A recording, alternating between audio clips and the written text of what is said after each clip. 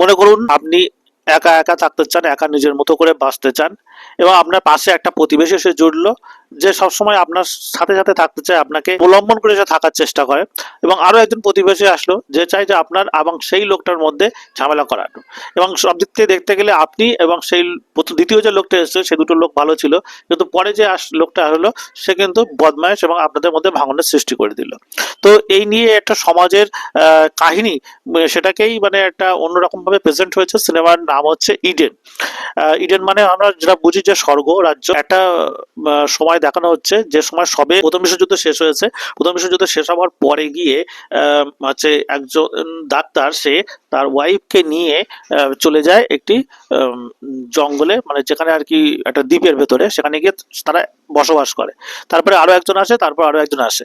তো এই নিয়ে সিনেমাটা, এবং তাদের মধ্যে যে ধরনের মন কষাকষি, রাগারাগি এবং খুন খারাপি এই জিনিসগুলো চলতে থাকে, এবং সেগুলো দেখলে আপনার মনে হতে পারে যে আপনি সমাজেরই একজন, বা সমাজেরই একটা কাহিনী যেখানে তুলে এনেছে। কাহিনীটা নাকি সত্য বলা হয়েছে আর কি, দাবি করা হয়েছে কাহিনীটা সত্য।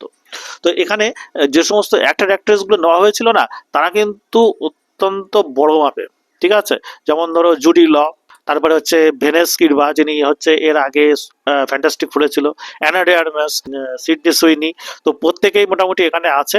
এবং আমি মোটামুটি এই সিডনি সুইনি আর অ্যানা ডে আর্মাস এই দুজনে আছে কেন, কি এমন সিনেমা, এটা দেখার জন্য আর কি সিনেমাটা দেখেছি।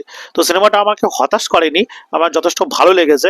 যদিও এই সিনেমাটা নিয়ে মিশ্র প্রতিক্রিয়া আছে এবং আইএমডিবিতে সাতের নিচে রয়েছে। তো কিন্তু সিনেমাটা আপনি দেখতে পারেন, দারুণ লাগবে। যদি আপনার সার্ভাইভাল সিনেমা পছন্দ হয়ে থাকে, তো এই সিনেমাটা আপনার দারুণ লাগবে। তো এই সিনেমায় অ্যানা ডার্মাসের যে চরিত্রটা ছিল সে হচ্ছে ভিলেনের চরিত্রে ছিল, এবং সে আর কি রূপ দিয়ে সমস্ত ছেলেদেরকে পটিয়ে নিতে পারতো এবং তাদের দিয়ে নানা ধরনের খারাপ কাজ করাতো।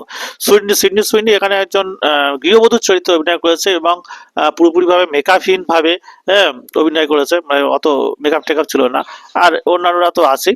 তো এই ধরনের সিনেমা যদি আপনার ভালো লেগে থাকে তাহলে কিন্তু অবশ্যই দেখবেন ইডেন। এই সিনেমাটা হিন্দি ডাবও রয়েছে। তো সিনেমা নিয়ে এরকম আরো ধরনের খবর পাওয়ার জন্য অবশ্যই লাইক, সাবস্ক্রাইব এবং ফলো করতে ভুলবেন না। ধন্যবাদ।